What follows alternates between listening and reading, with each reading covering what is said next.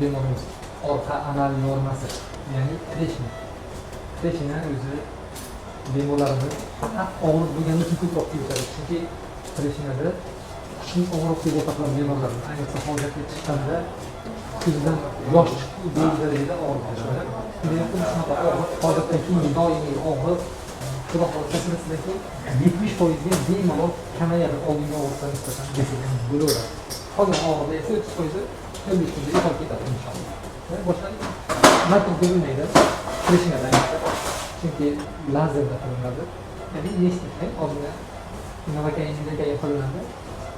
Kuydirib o'rnida chiqib ketaveradi. Uyga javob beramiz.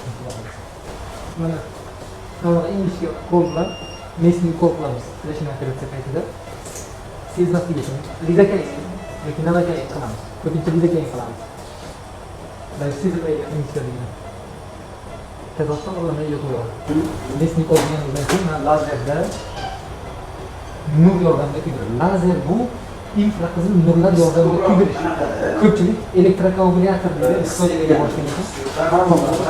Bu lazer emas, bu lazerdan oldin chiqqan. Lazer esa hozirgi zamonaviy apparat.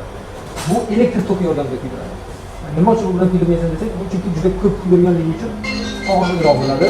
Bunda esa aynan o'sha tochkalar kuydirilganligi uchun kam kuyish bo'ladida, og'ir kamroq bo'ladi. Jarohat ham kam bo'ladi. Mana operatsiyani tugatdik. Xudo xohlasa yaxshi, hammasi